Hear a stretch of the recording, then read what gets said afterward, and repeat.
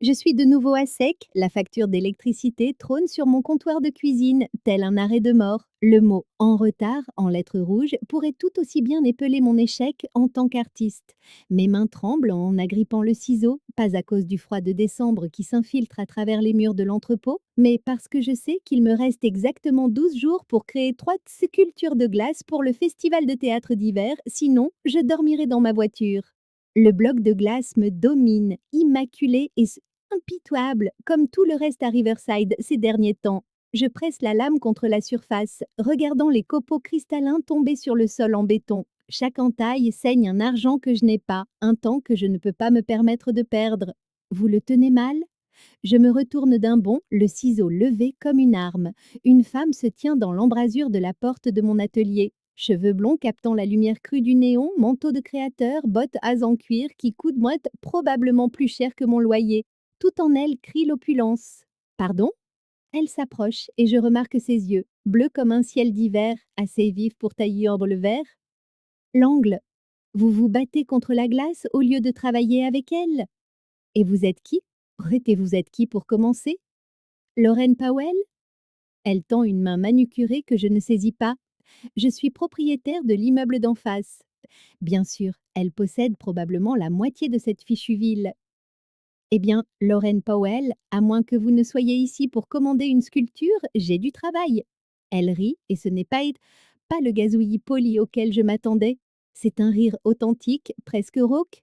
En fait, c'est une possibilité. J'ai vu votre œuvre à la galerie le mois dernier, celle de la femme qui tombe.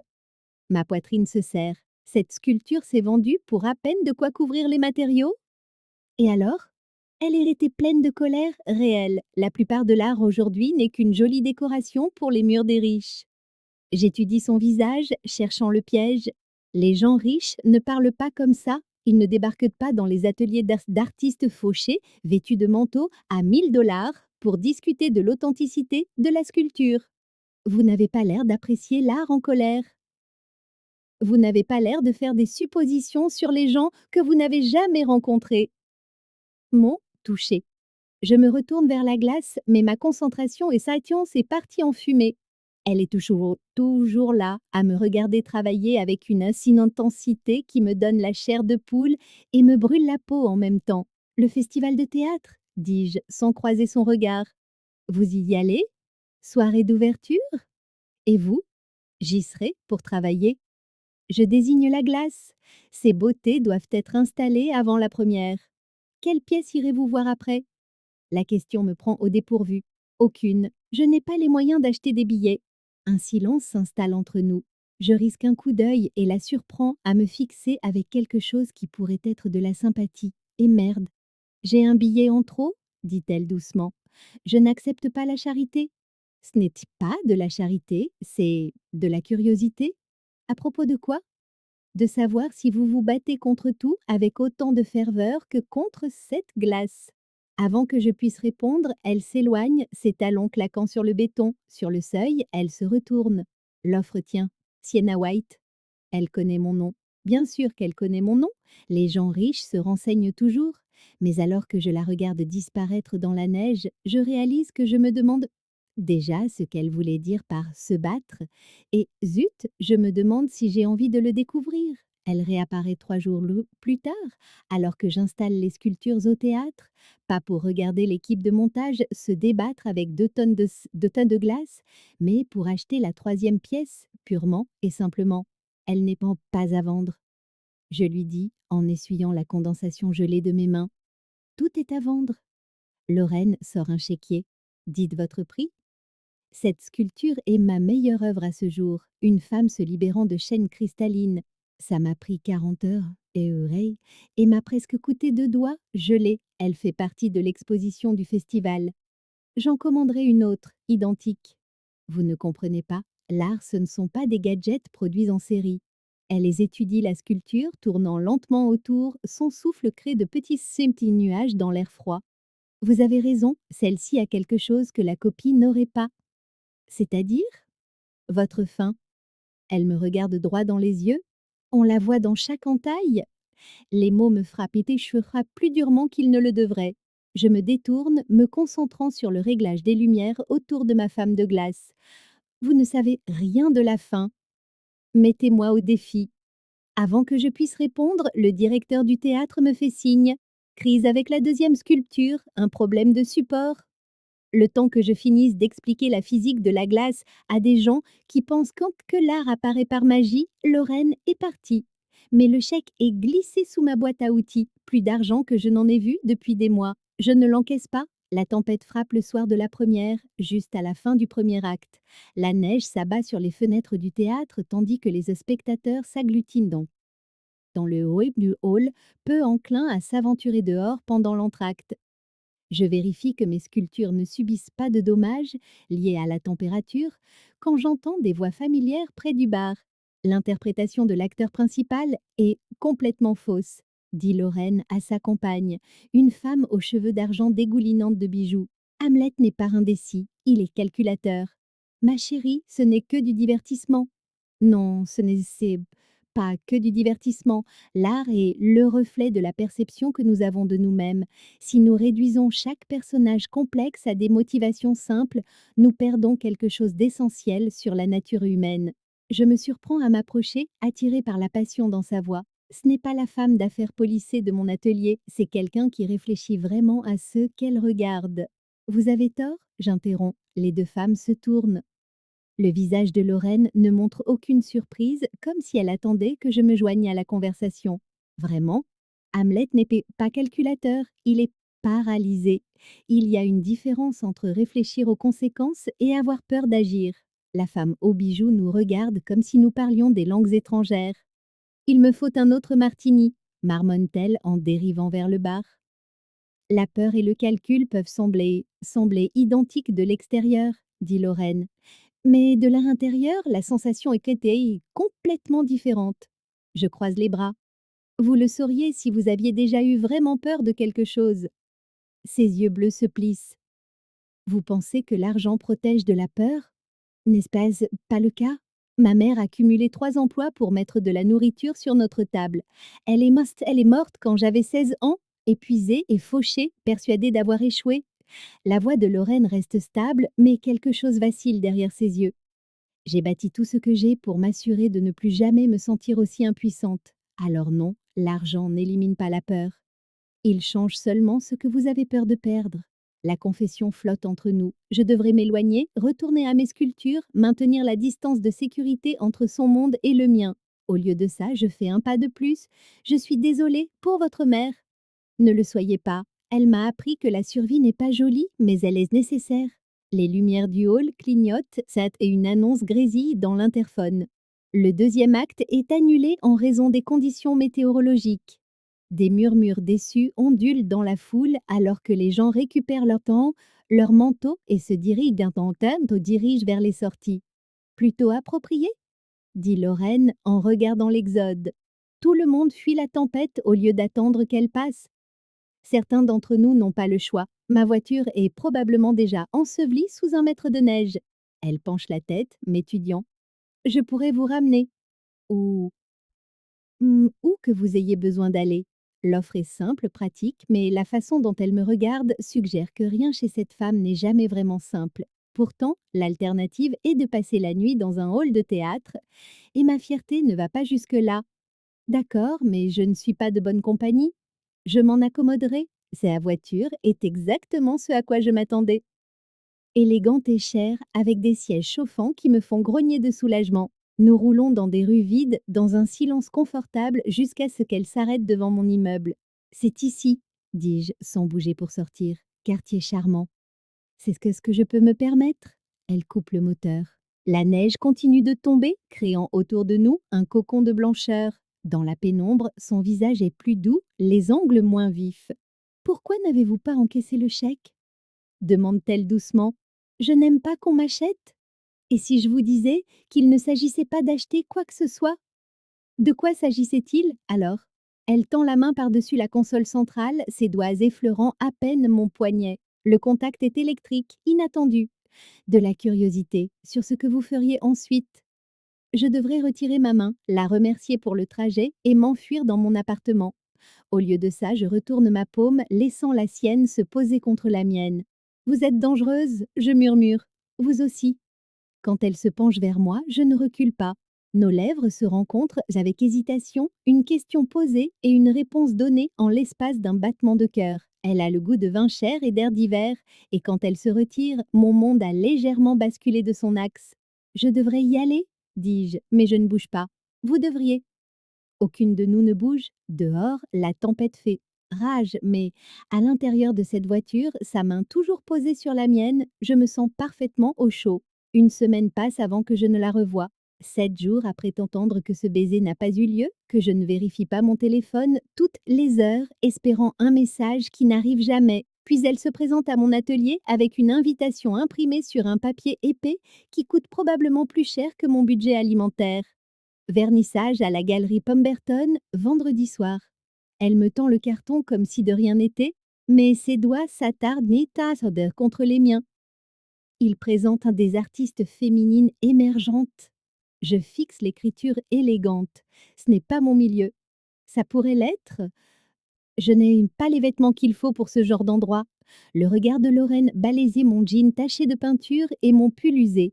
Vous vous possédez vous-même, c'est suffisant. Mais ce n'est pas suffisant, et nous le savons toutes les deux. Le vendredi arrivé, je me tiens devant mon placard, fixant l'unique robe noire que j'ai achetée pour les funérailles de ma cousine il y a 2 ans. Elle devra faire l'affaire. La galerie bourdonne de ce genre de personnes qui utilisent donc des mots comme provocateur et transgressif, tout en sirotant un champagne dont la bouteille coûte plus cher que ce que je gagne en un mois.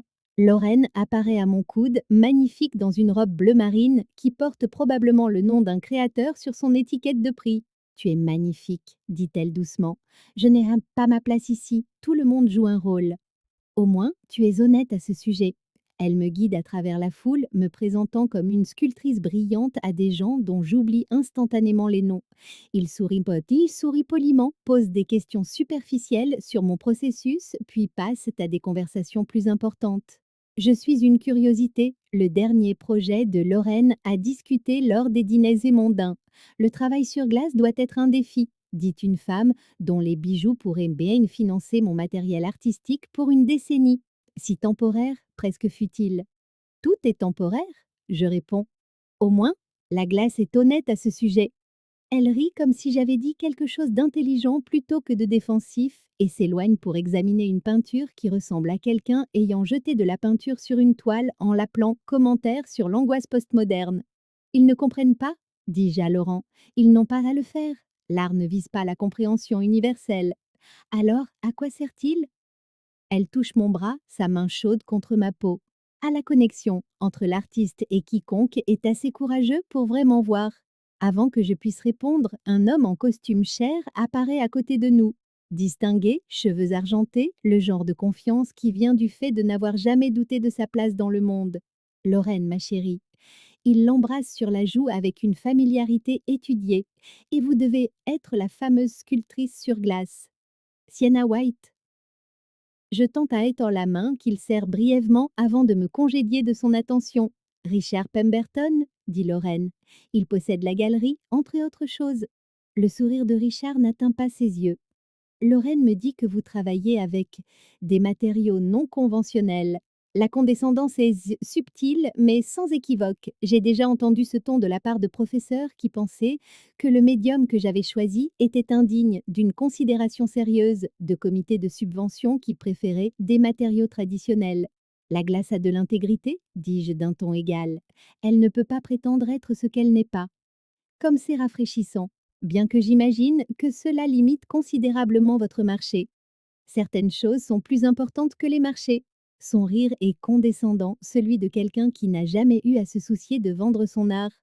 Une bouffée de chaleur me traverse, mais Lorraine se rapproche, sa présence me stabilisant. Richard, peut-être pourriez-vous montrer à Sienna la pièce de l'hiver, celle sur l'impermanence. Il nous conduit vers une sculpture faite de matériaux que je ne peux identifier, tordus et anguleux, avec une étiquette de prix qui me noue l'estomac. Alors qu'il se lance dans une explication de la vision de l'artiste, je sens la main de Lorraine trouver la mienne dans mon dos. Ses doigts s'entrelacent avec les miens et soudain, la galerie me paraît moins hostile.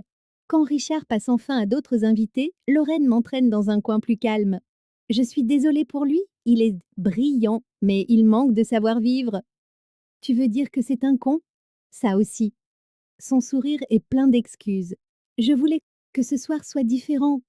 Différent comment? Je voulais que tu vois que ce monde pourrait être le tien, que tu as ta place ici. La sincérité dans sa voix me prend au dépourvu. Pourquoi est-ce que c'est si important pour toi? Parce que tu as du talent? Parce que tu mérites d'être reconnu pour ton travail? Elle marque une pause, ses yeux bleus scrutant mon visage.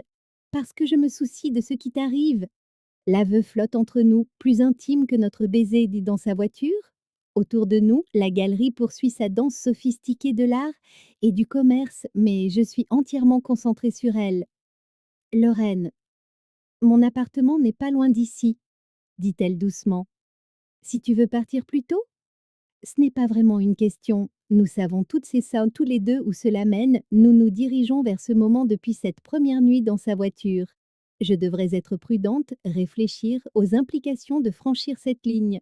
Au lieu de ça, je hoche la tête. Son penthouse surplombe la ville, des baies vitrées révélant Riverside étalées comme des diamants dispersés. Mais je remarque à peine la vue, car elle m'embrasse à nouveau, plus profondément cette fois, ses mains emmêlées dans mes cheveux. Tu es sûre? Murmure-t-elle contre mes lèvres. Au lieu de répondre, je la serre plus fort. Sa robe est de la soie sous mes doigts, chère et délicate. Quand elle me conduit à sa chambre, j'essaie de ne pas penser au zéro sur l'étiquette de prix de son lit, me concentrant plutôt sur la façon dont elle me regarde comme si j'étais la chose la plus précieuse de la pièce. Nous bougeons ensemble, lentement, apprenant la géographie du corps de l'autre. Sa peau est douce, vierge des callosités et des cicatrices qui cartographient mes propres mains. Quand elle me touche, c'est avec révérence, comme si j'étais faite de quelque chose de précieux plutôt que des morceaux brisés que je me sens être habituellement. Plus tard, alors que nous sommes enlacés dans des draps qui coûtent meurtre, probablement plus cher que mon loyer mensuel, elle trace des motifs sur mon épaule. À quoi tu penses? Demande-t-elle. Que c'est compliqué? La plupart des choses qui en valent la peine le sont. Je me tourne pour lui faire face, étudiant la façon dont le clair de lune se prend dans ses cheveux blonds. Ton monde et le mien, d'habitude, ils ne se mélangent pas. Peut-être qu'il le devrait. Sa confiance est contagieuse, me faisant croire un instant que les différences de milieu et de décès, compte en banque, n'ont pas d'importance, que deux personnes peuvent combler n'importe quel fossé si elles le veulent assez fort. Mais alors que je m'endors dans ses bras, je ne peux chasser le souvenir du sourire dédaigneux de Richard Pemberton ou la façon dont les autres invités de la galerie regardaient à travers moi plutôt que vers moi. Le monde de Lorraine a peut-être de la place pour moi, mais je ne suis pas sûre d'en avoir pour le sien. La réalité me rattrape violemment le mardi matin quand je trouve Lawrence White qui m'attend devant mon atelier. Mon propriétaire a ce genre de sourire qui annonce de mauvaises nouvelles, tenant un avis d'expulsion comme si c'était un cadeau d'anniversaire. 30 jours, Sienna. C'est généreux, considérant que tu as 3 mois de retard. Le papier tremble dans mes mains. Je peux vous donner quelque chose d'ici vendredi. Tu as dit ça le mois dernier et le mois d'avant. Il hausse les épaules, presque désolé. Rien de personnel, mais j'ai aussi des factures à payer. Après son départ, je reste assise sur le sol de mon atelier, à fixer la vie jusqu'à ce que les mots se brouillent. 3 mois de loyer, c'est plus d'argent que je n'en ai gagné de tout l'hiver. Les sculptures de toiture du festival de théâtre ont à peine couvert les matériaux, et mon compte épargne est vide depuis octobre. Mon téléphone vibre. Un texto de Lorraine. Dîner ce soir, je connais un endroit. Je fixe le message pendant 5 minutes avant de taper. Je peux pas, je travaille. Elle appelle immédiatement. Qu'est-ce qui ne va pas? Rien ne va pas. Je suis juste occupée. Sienna. La façon dont elle prononce mon nom, douce mais insistante, brise presque ma résolution. Je pourrais lui parler de la vie d'expulsion. Elle réglerait ça d'un coup de chèque, nonchalamment, comme on achète un café. Mais que serais-je alors? Son artiste entretenu? Un autre bel objet dans sa collection? Je travaille vraiment, dis-je finalement. D'accord, mais si tu as besoin de quoi que ce soit, hmm, je n'ai besoin de rien. 3 jours plus tard, elle se pointe quand même. Je suis en train de détruire une sculpture à moitié terminée qui ne fonctionnait pas, passant ma frustration sur de la glace innocente avec plus de violence que d'art. C'est une approche, dit Lorraine depuis le seuil. Je n'arrête pas de brandir le marteau. Je ne suis pas d'humeur à avoir de la compagnie. Tant mieux, je ne suis pas de la compagnie. Elle s'approche et je sens son parfum mêlé à l'air vif de janvier accroché à son manteau. Griffée de la tête aux pieds, comme d'habitude, elle semble sortir d'un magazine alors que je suis couverte de sueur et de copeaux de glace. Tu aurais pu appeler? Je marmonne. Tu ne réponds pas à ton téléphone. Peut-être que je n'ai pas envie de parler? Peut-être que tu as besoin de le faire. Je cesse enfin de détruire la glace et me tourne vers elle. Elle tient une enveloppe en papier craft épaisse de documents que je ne veux probablement pas voir. Qu'est-ce que c'est? Des recherches? Elle la pose sur mon établi. Sur des bourses artistiques, des programmes de résidence, certains sont spécifiquement pour les sculpteurs travaillant avec des matériaux non traditionnels. Cette gentillesse me frappe plus durement qu'une critique ne l'aurait fait. Je m'appuie contre l'établi, soudainement épuisée. Pourquoi tu te soucies autant? Parce que tu es extraordinaire et que les gens extraordinaires ne devraient pas avoir à choisir entre l'art et la survie. Peut-être que je ne suis pas aussi extraordinaire que tu le penses. Si, tu l'es. Elle s'approche, sa main trouvant ma joue. Tu ne peux simplement pas le voir d'où tu te trouves. Quand elle m'embrasse, avec douceur et réconfort, je la crois presque. Je pense presque que cela pourrait fonctionner, que l'amour pourrait vraiment vaincre les réalités pratiques qui nous maintiennent dans des mondes si différents. Puis mon téléphone sonne. Numéro inconnu, mais je réponds quand même. Sienna White. Ici Margaret Chen d'Arts Weekly. Je fais un reportage sur les activités philanthropiques de Lauren Powell. J'ai cru comprendre que vous étiez son projet actuel. Mon sang se glace. Ça, quoi? La sculptrice qu'elle soutient. Nos lecteurs adorent ce genre d'histoire. Une riche mécène qui aide une artiste en difficulté, c'est très touchant. Je raccroche sans un mot de plus, le visage de Lorraine blêmit lorsque je lui raconte l'appel. Ce n'est pas comme ça, dit-elle aussitôt. Ah non? Le vernissage, les recherches de subventions, le fait de payer pour des sculptures que je ne t'ai jamais demandé d'acheter. J'arpente le petit espace, la colère montant en moi à chaque pas. Qu'est-ce que je suis pour toi, au juste, Lorraine? Tu es. Elle s'interrompt, cherchant ses mots. Tu es importante pour moi. Importante comment? Comme une œuvre de charité? Une bonne action pour te sentir mieux avec tout ton argent? Ce n'est pas juste. Juste? Dis-je en riant, un rire sans joie. Tu veux parler de justice? La justice, c'est de payer son propre loyer, d'acheter sa propre nourriture, de réussir par son talent et non avec le portefeuille d'un autre. Je n'ai jamais payé ton loyer, seulement parce que je ne t'ai pas encore laissé faire. Je saisis l'avis d'expulsion sur mon bureau et l'agite devant elle. Mais tu le ferais, n'est-ce pas, pas des signer un chèque et régler tous mes problèmes, faire de moi ta petite artiste de compagnie, pleine de gratitude. Elle fixe la vie et la compréhension se lit sur son visage. Tu vas te faire expulser? Ne. Sienna, c'est ridicule. Je peux. Quoi? Me sauver? Me réparer? Faire de moi un autre trophée dans ta collection de bonnes actions? Tu sais bien que ce n'est pas ça. Vraiment? Je m'approche, la forçant à croiser mon regard. Dis-moi honnêtement, quand tu me regardes, qu'est-ce que tu vois? Son silence dure trop longtemps et ce silence me dit tout. Je vois quelqu'un qui compte pour moi, finit-elle par dire. Quelqu'un qui compte ou quelqu'un que tu veux sauver? Peut-être les deux? Au moins, elle est honnête. Je me détourne, le regard fixé sur la sculpture détruite éparpillée sur le sol, la glace fondant en flaques, tout ce travail réduit à néant. Je ne peux pas être ton projet, Lorraine? Tu n'es pas un projet, tu es. Elle tend la main vers moi, mais je recule. On est bien ensemble, tu le sais. Le souvenir de sa chambre, de la façon dont elle me touchait comme si j'étais précieuse, me traverse l'esprit.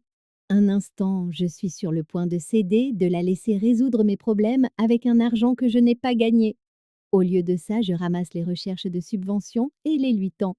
Il faut que tu partes. Sienna, s'il te plaît, va-t'en. Elle prend l'enveloppe, ses doigts effleurant les miens une dernière fois. Sur le seuil, elle se retourne. Pour ce que ça vaut, je n'ai jamais ressenti pour personne ce que je ressens pour toi. Je sais, dis-je doucement, c'est ce qui rend tout ça si difficile. Après son départ, je m'assois au milieu des ruines de ma sculpture, essayant de me convaincre que j'ai pris la bonne décision, que la fierté est peut-être plus importante que l'amour, que l'indépendance compte plus que le bonheur. Mais Alors que le soir tombe et que le froid s'infiltre plus profondément dans mes os, je me demande si je ne viens pas de commettre la plus grosse erreur de ma vie. 2 semaines de silence s'étirent entre Lorraine et moi. 2 semaines à prétendre que sa voix, son rire, la façon dont elle regardait mon travail, comme s'il avait de l'importance, ne me manquent pas. Je me jette à corps perdu dans la création, mais l'inspiration sonne creux sans quelqu'un qui comprend pour la partager. C'est là que j'ai l'idée. L'anniversaire de Lorraine est le mois prochain et malgré tout, je veux lui offrir quelque chose de significatif, quelque chose qui lui montre ce qu'elle représente pour moi sans compromettre mon indépendance. Je commence à filmer mon processus de sculpture. Rien de sophistiqué, juste mon téléphone calé contre ma boîte à outils pendant que je travaille. La première vidéo est brute, tremblante. On m'y voit expliquer comment la glace réagit à différentes températures tout en taillant une silhouette abstraite. Je la publie sur TikTok sur un coup de tête sous le pseudonyme Ice Queen Anonymous. 6 vues le premier jour, puis 20. Et puis, quelque chose de magique se produit. La troisième vidéo devient virale. On m'y voit créer une sculpture de glace représentant deux femmes qui dansent, quinquent, leurs corps entrelacés, leurs visages inclinés l'un vers l'autre en parfaite harmonie. Les commentaires affluent. C'est incroyable. Comment est-ce possible? Je pourrais regarder ça éternellement. En une semaine, j'ai 50 000 abonnés. Des marques commencent à me proposer de l'argent pour des placements de produits. Des galeries d'art me contactent par mail, par message privé, voulant connaître l'identité de la mystérieuse sculptrice sur glace qui enflamme les réseaux sociaux. Je continue de filmer, de créer, mais je ne révèle ni mon visage ni mon vrai nom. Il y a un pouvoir dans l'anonymat, une liberté à être jugé uniquement sur son travail plutôt que sur son passé ou son compte en banque. Puis Mila m'appelle, la panique dans la voix. Sienna, il faut que tu vois ça. Elle m'envoie un lien vers Riversec Gossip, un blog qui prospère sur les scandales locaux. Le titre me noue l'estomac. La reine des glaces enfin démasquée. La petite amie secrète d'une mania de l'immobilier. Les photos sont granuleuses mais sans équivoque. Moi quittant l'immeuble de Lorraine le soir du vernissage. Une autre de nous, nous embrassant dans sa voiture pendant la tempête. L'article spécule à outrance sur notre relation, me qualifiant de femme entretenue et suggérant que ma soudaine célébrité sur les réseaux sociaux n'est qu'un coup de pub orchestré. Mon téléphone se met aussitôt à vibrer. Des journalistes, des blogueurs, même une chaîne de télévision locale qui veut des interviews. L'artiste anonyme que j'avais soigneusement bâti s'effondre en une nuit, mais cette attention m'apporte des opportunités inattendues. Une galerie à New York veut exposer mon travail, un réalisateur de documentaires me contacte pour suivre mon processus artistique. Des sponsors me proposent assez d'argent pour résoudre tous mes problèmes financiers. L'ironie ne m'échappe pas, je m'étais battue si durement pour rester indépendante de la fortune de Lorraine, pour finalement atteindre le succès grâce à une célébrité accidentelle née de notre relation. Lorraine m'appelle ce soir-là. J'ai vu l'article, dit-elle sans préambule. Je ne leur ai rien dit. Je sais que ce n'est pas toi. Sa voix semble lasse. Est-ce que ça va? L'inquiétude dans son ton manque de me faire flancher. Ça va, célèbre, apparemment, mais ça va. Je suis désolée que ça arrive. Je peux demander à mes avocats d'envoyer une mise en demeure, peut-être faire retirer les photos. Ne fais pas ça. Le mot sort plus sèchement que je ne l'aurais voulu. Je peux gérer mes propres problèmes. Lorraine, je sais, tu as été claire, mais voir ces photos, savoir que des inconnus dissèquent nos moments intimes, elles marquent une pause. Je voulais juste que tu saches que je ne regrette rien. Moi non plus, mais je ne peux pas dire ça sans ouvrir des portes que j'ai mis tant de mal à fermer. La tension finira par retomber? Vraiment? Ou est-ce que ça nous suivra toutes les deux pour toujours?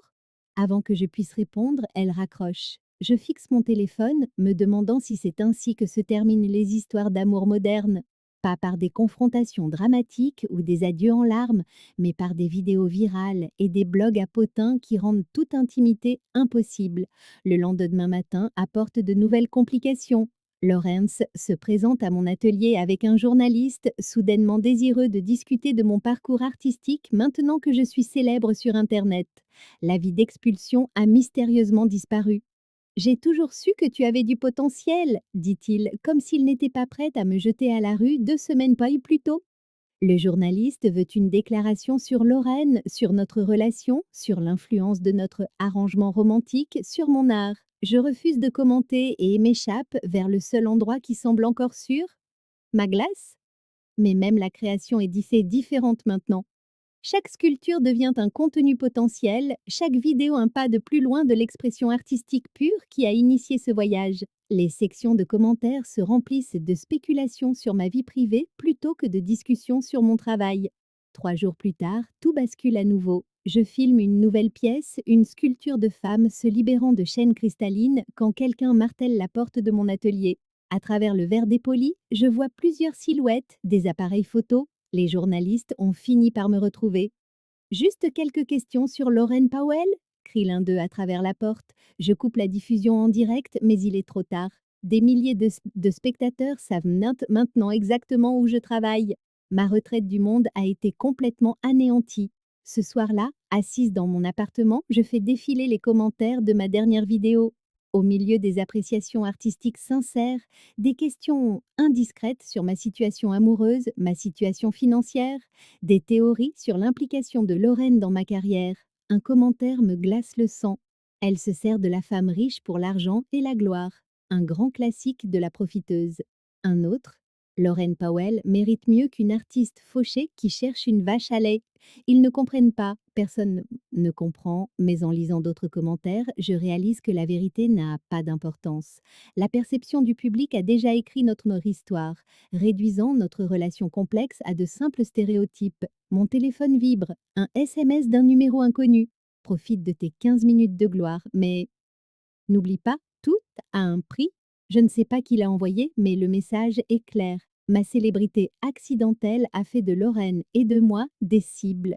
Ce qui avait commencé comme un cadeau surprise pour quelqu'un que j'aime s'est transformé en quelque chose qui pourrait nous détruire toutes les deux. Dehors, des photographes se sont rassemblés près de mon immeuble. Mon identité d'artiste anonyme a complètement disparu, remplacée par une notoriété non désirée qui ressemble plus à une prison qu'à une libération. Je ferme mon ordinateur portable et me demande si c'est ce que Lorraine voulait dire quand elle disait que certaines choses sont trop compliquées pour survivre. La frénésie médiatique s'intensifie la semaine suivante. Des photographes que ce n'est campent devant mon atelier, mon appartement et même le café où je prends c'est que mon petit déjeuner. Chaque détail banal de ma vie devient du contenu pour les blogs avides du prochain rebondissement dans le scandale de la Reine des Glaces. Mais c'est Laurent qui paie le vrai prix de notre renommée non désirée. Sa réputation professionnelle, soigneusement bâtie sur des décennies, s'effrite sous les spéculations sur sa vie privée. Des clients conservateurs remettent en question son jugement. Des investisseurs s'inquiètent de l'impact de la controverse sur leur partenariat. Peter Garcia, son associé de longue date, convoque une réunion d'urgence.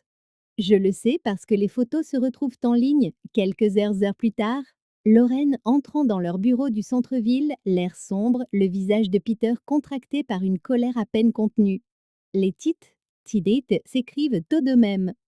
Powell Properties en crise, une romance secoue l'empire immobilier.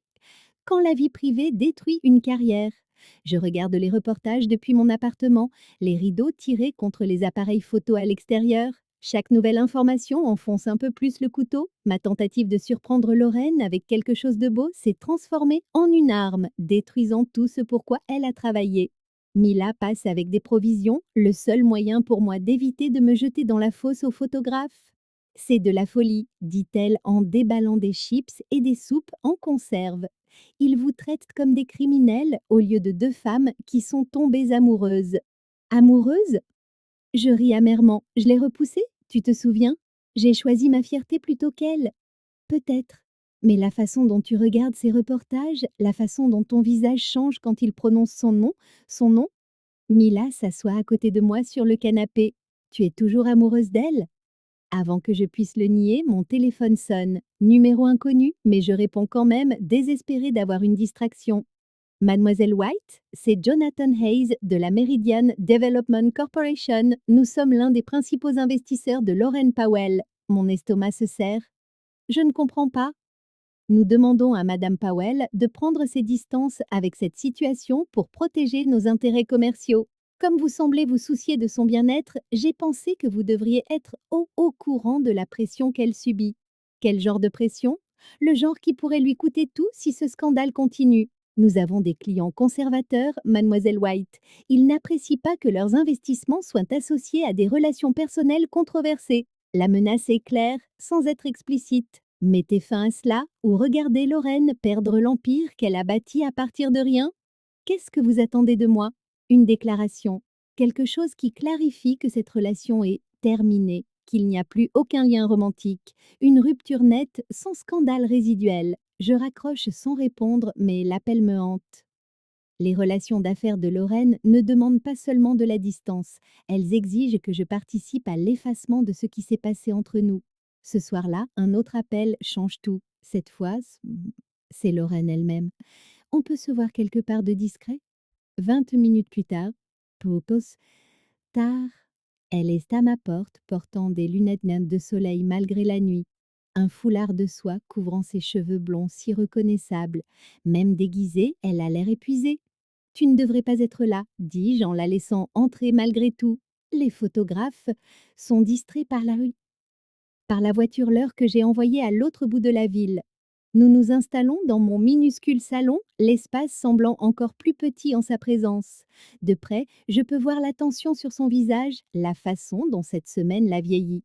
Peter veut que je publie une déclaration, dit-elle sans préambule, un démenti officiel de notre relation pour limiter les dégâts. Tu es d'accord? Ça dépend. De quoi? Elle se penche en avant, ses yeux bleus intenses malgré sa fatigue évidente. De savoir si tu pensais ce que tu as dit quand tu m'as demandé de rester loin de toi. La question reste en suspens entre nous. Je pourrais mentir, lui dire que j'avais raison de la repousser, que ce désordre prouve que nous sommes trop différentes pour que ça marche. Ce serait plus facile pour nous deux. Au lieu de cela, je dis la vérité. Non, j'ai eu peur, j'ai été stupide et je me suis trompée sur tout. Un flot de soulagement inonde son visage.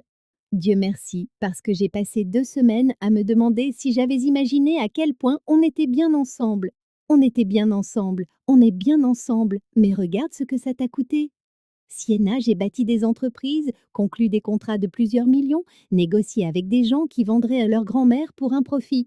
Rien de tout ça ne signifie quoi que ce soit si je ne peux pas le partager avec quelqu'un qui compte. Tes investisseurs ne sont pas d'accord. Au diable mes investisseurs! Je ne laisserai pas de vieux hommes effrayés dicter qui j'aime. Le mot aime me coupe le souffle. Elle l'a dit nonchalamment, comme si c'était une évidence, comme si c'était vrai depuis des semaines et que je ne l'entendais que maintenant. Lorraine, je sais que c'est compliqué. Je sais qu'il y a des obstacles, mais fuir, nous fuir, ça ne protège aucune de nous. Ça ne fait que garantir que nous serons toutes les deux malheureuses. Avant que je puisse répondre, mon téléphone vibre, un SMS d'un numéro inconnu. Va voir Riverside Gossip maintenant. Nous fixons toutes les deux l'écran. Le dernier article du blog se charge lentement et quand il apparaît, mon cœur s'arrête. Le titre annonce l'arrangement secret de la Reine des Glaces et de sa mécène révélée. En dessous, des relevés bancaires obtenus illégalement montrant chaque sculpture que Lorraine a achetée, chaque chèque qu'elle a signé.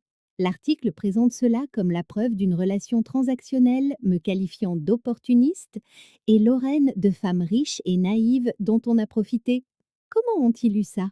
Je murmure. Le visage de Lorraine blêmit alors qu'elle parcourt les détails financiers. Quelqu'un qui a accès aux dossiers internes de l'entreprise, quelqu'un qui voulait un maximum de dégâts. Peter? Non, il est choix, ça non, il est loyal, même quand il n'est pas d'accord avec mes choix. Elle ferme le navigateur, mais le mal est déjà fait. Cela change tout. Nous restons assises en silence, comprenant toutes ces belindas, les deux les implications. Le scandale est passé de la rumeur à la diffamation. Ma réputation, déjà précaire, est détruite. Mais pire encore, les relations d'affaires de Lorraine pourraient ne pas survivre à des accusations d'irrégularité financière, même avec une femme avec qui elle était impliquée sentimentalement. On devrait peut-être faire une pause, dis-je doucement, le temps que ça se calme. Non, sa voix est ferme. Je ne les laisserai pas gagner en nous faisant peur d'être ensemble. Il ne s'agit pas de gagner ou de perdre, il s'agit de tout le travail de ta vie. Le travail de ma vie ne signifie rien sans quelqu'un avec qui le partager. Elle prend ma main et je la laisse faire. Ses doigts s'entrelacent avec les miens, chauds et familiers malgré tout ce qui s'est passé. On va trouver une solution, dit-elle. Ensemble, je veux la croire. Mais alors que les flashs des appareils photo se reflètent sur les fenêtres de mon appartement, je me demande si l'amour est vraiment suffisant pour survivre à la tempête que nous avons accidentellement créée.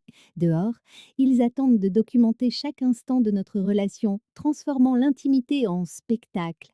À l'intérieur, nous nous accrochons l'une à l'autre en espérant que cela suffira. L'appel arrive le mardi matin, alors que Lorraine et moi essayons de prendre un petit déjeuner comme des gens normaux dans un dîner à 40 minutes de Riverside. La normalité ne fonctionne pas. La serveuse nous reconnaît malgré la casquette de baseball de Lorraine et ne cesse de remplir nos tasses de café en nous dévisageant ouvertement. Appel de Peter Garcia clignote sur l'écran du téléphone de Lorraine. Elle répond à contre-cœur. Richard Holbrook est arrivé de Denver ce matin, dit Peter sans préambule, sa voix portant cette intonation qui annonce la catastrophe. Il retire le contrat de développement de Riverside, 200 millions de dollars, Lorraine, envolé. Le sang se retire du visage de Lorraine. Je vois son monde s'effondrer au cours d'une conversation téléphonique de 30 secondes sur la confiance du marché, la responsabilité de la marque et les préoccupations des investisseurs conservateurs. Combien d'autres demande-t-elle doucement. 3 autres ont appelé hier. Morrison Holdings, Clearwater Properties et le Lexington Group. Ils veulent faire des réunions d'ici vendredi, sinon ils se retirent. Quand elle raccroche, Lorraine fixe ses œufs intacts comme s'ils détenaient les réponses à des questions qu'elle a peur de poser. Dis-moi, je dis. 70% de mon chiffre d'affaires dépend de ces contrats. Le chiffre me frappe comme une douche d'eau glacée. Je repousse ma propre assiette, l'appétit coupé, à cause de nous, à cause de gens et à l'esprit étroit qui pensent que les relations personnelles affectent la compétence professionnelle. Mais sa voix manque de conviction. Nous se savons toutes les deux que dans son monde, la perception compte plus que la réalité. On devrait peut-être... Non, elle me coupe sèchement. Ne le dis pas, n'y pense même pas, mais j'y pense. Je pense à tout ce qu'elle perdrait si cela continue, l'empire qu'elle a bâti à partir de rien, la sécurité qu'elle a créée pour honorer les sacrifices de sa mère décédée, tout cela menacé parce qu'elle refuse de me laisser partir. Lorraine, sois réaliste. Je suis réaliste sur ce qui compte et ce qui ne compte pas. Nous retournons en ville en silence, toutes deux perdues dans des calculs qu'aucune ne veut exprimer. Quand elle me dépose à mon atelier, elle m'embrasse avec une intensité désespérée, comme si elle essayait de mémoriser le goût de mes lèvres. Cet après-midi-là, je découvre l'étendue du secret de Lorraine, pas son secret sur nous, mais son secret sur moi. En classant des reçus pour mes impôts, je trouve des copies de bons de commande dont je n'ai jamais eu connaissance, pas seulement pour les sculptures qu'elle avait achetées directement, mais pour des pièces vendues par des galeries, des plateformes en ligne et même par le festival de théâtre. Chaque vente que j'avais célébrée comme une validation artistique, chaque chèque qui m'avait permis de garder la tête hors de l'eau, c'est l'eau, tout remontait à des sociétés écrans et des intermédiaires qui menaient tous à une seule source. Lorraine achetait mon travail depuis des mois, me soutenant financièrement tout en me laissant croire que je réussissais par mon propre mérite. La trahison est plus profonde que n'importe quelle attaque médiatique. Je m'étais battue si durement pour maintenir mon indépendance, pour prouver que je pouvais survivre sans son argent, alors qu'elle me soutenait depuis le début par une tromperie élaborée. Mon téléphone sonne. C'est Mila, mais sa voix est étrange. Sienna, il faut que tu viennes tout de suite. Je la trouve au café près de mon appartement, son ordinateur portable ouvert sur la dernière révélation de Riverside Gossip. Le titre me donne la nausée. Des dossiers financiers complets révèlent le faux succès de la Reine des Glaces. L'article détaille chaque transaction, chaque sculpture achetée, chaque dollar que Lorraine a dépensé pour soutenir ma carrière. Mes abonnés commencent à commenter immédiatement, se sentant trompés sur mon authenticité en tant qu'artiste. Le récit passe du scandale romantique à la fraude artistique. D'où sortent-elles toutes ces informations? Je chuchote. Quelqu'un qui a un accès direct au dossier financier, quelqu'un qui cherche à détruire au maximum. Je fais défiler les commentaires, regardant ma crédibilité s'évaporer sous mes yeux. Fausse artiste entretenue bas par sa riche mécène, lit-on. Tout son succès est une fabrication, dit un autre. Mais ce qui m'anéantit, ce n'est pas l'humiliation publique, c'est de savoir que Lorraine me protégeait de la réalité financière pendant que je l'accusais de vouloir m'acheter. Elle m'avait laissé m'accrocher à ma fierté, à mon indépendance, tout en s'assurant secrètement que je puisse survivre. Tu dois lui parler, dit Mila. Pour lui dire quoi? Merci de m'avoir menti pendant des mois. Merci d'avoir assez tenu à moi pour me laisser te détester plutôt que de me sentir redevable. La vérité de cette observation me frappe de plein fouet. Lorraine avait préféré mon ressentiment à ma gratitude, m'avait laissé croire au pire de ses intentions plutôt que d'admettre l'étendue de son soutien. Ce soir-là, je conduis jusqu'à son immeuble de bureau. Les agents de sécurité du hall me reconnaissent maintenant, mais leur regard a changé. Moins accueillant, plus méfiant. Le scandale a rendu tous les collaborateurs de Lorraine nerveux pour leur emploi.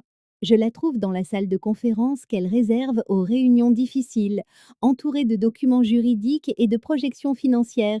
Elle lève les yeux quand j'entre et l'espoir dans son regard me glace presque le sang.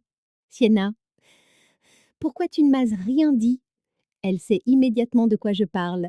Parce que tu avais besoin de croire en ton propre talent.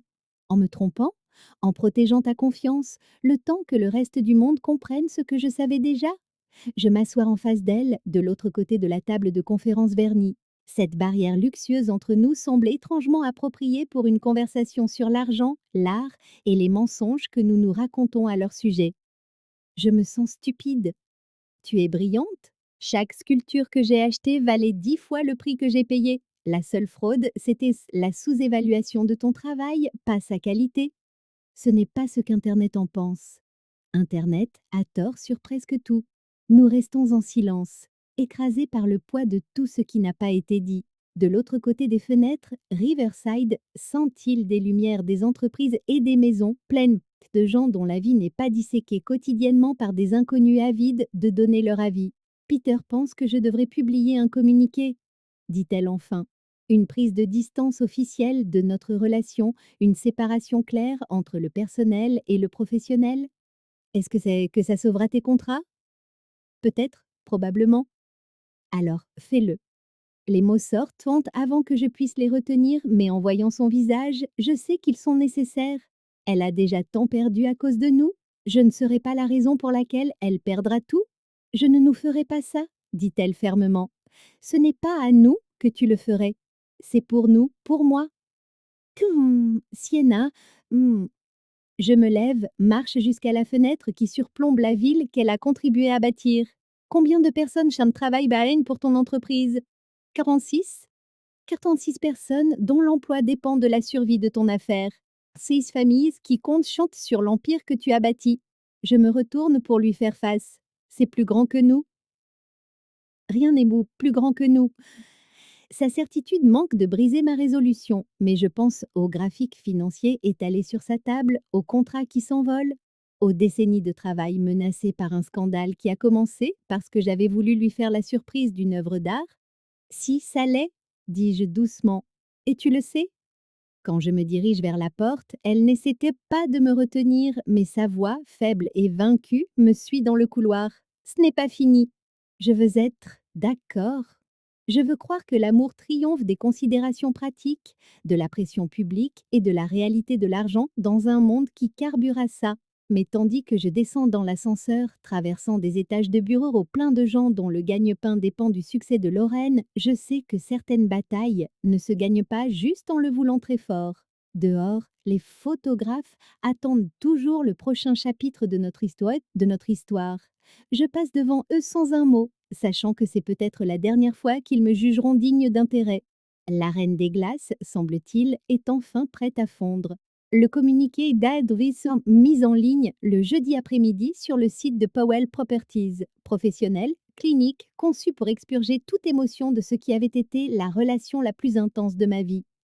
Madame Powell souhaite clarifier que toute implication romantique avec l'artiste Sienna White est terminée. Les relations commerciales de l'entreprise ne sont en aucun cas affectées par des questions d'ordre personnel. Je le lis 3 fois avant que les mots ne s'impriment dans mon esprit. Lorraine nous a officiellement effacés de l'existence. La réaction des médias est immédiate et brutale. Certains louent son professionnalisme.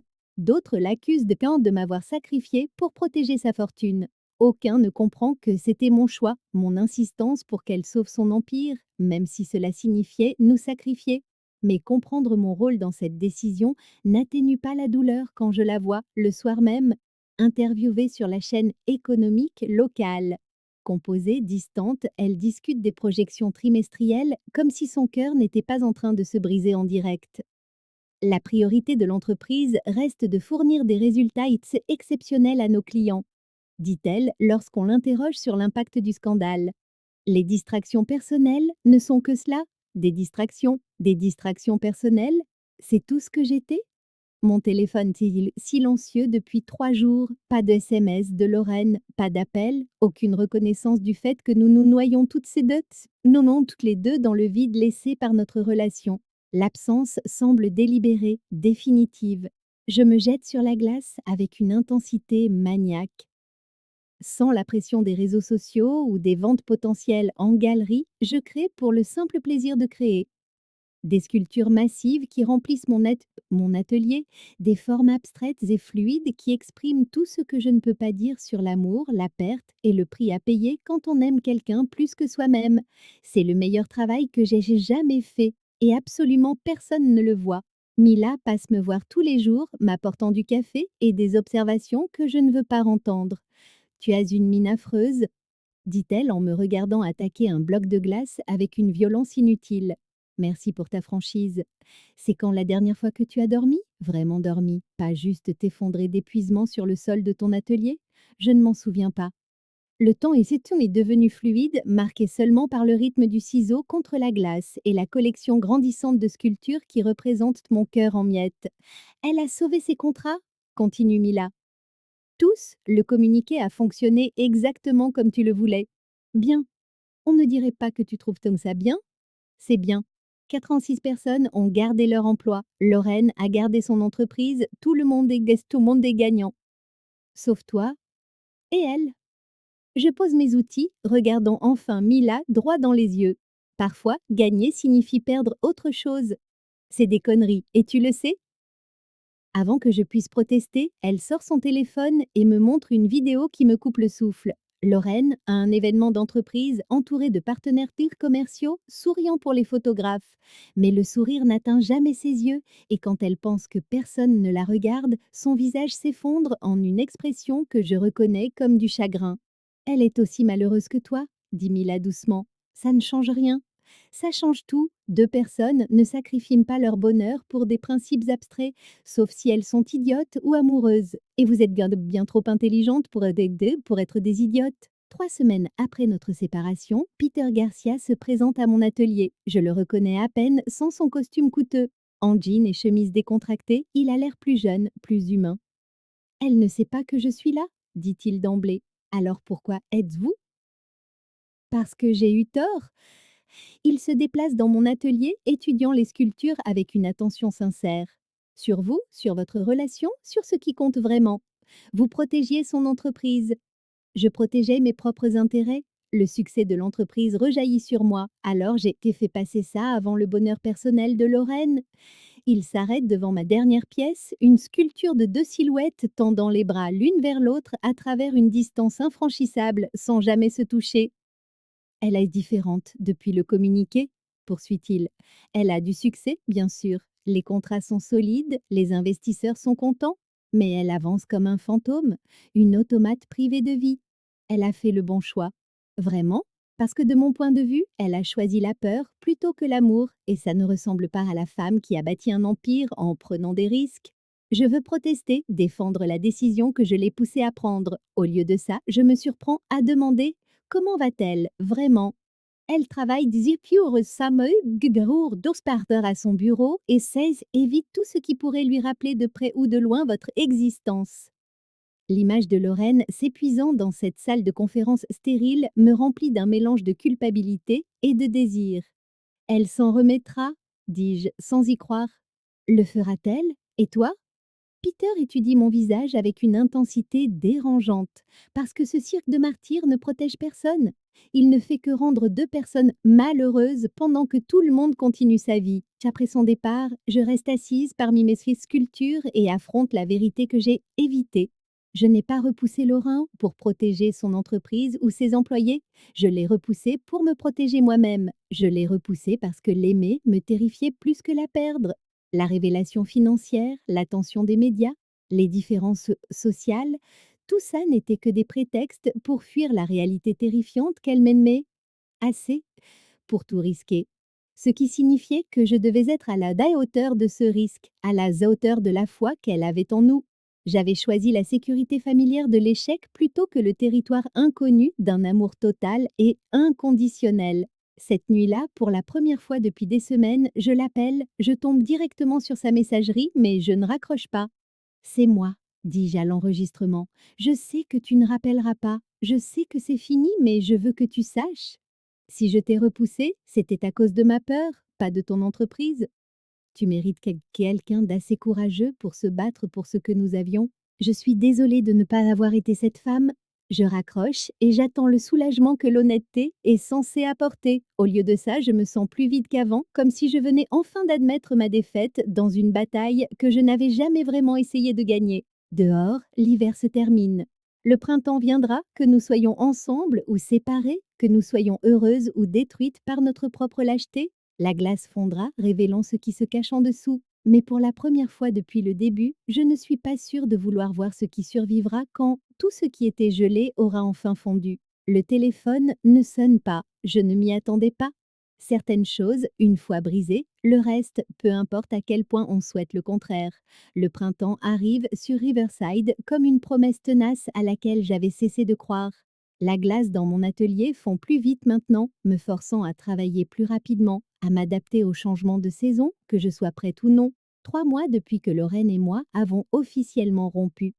3 mois à prétendre que je vais bien tout en créant l'art le plus honnête de ma vie. Aujourd'hui, l'air est différent, chargé, comme si quelque chose était sur le point de basculer. Je mets la touche finale à ma plus grande sculpture à ce jour quand Mila fait irruption dans mon atelier, vibrant presque d'excitation.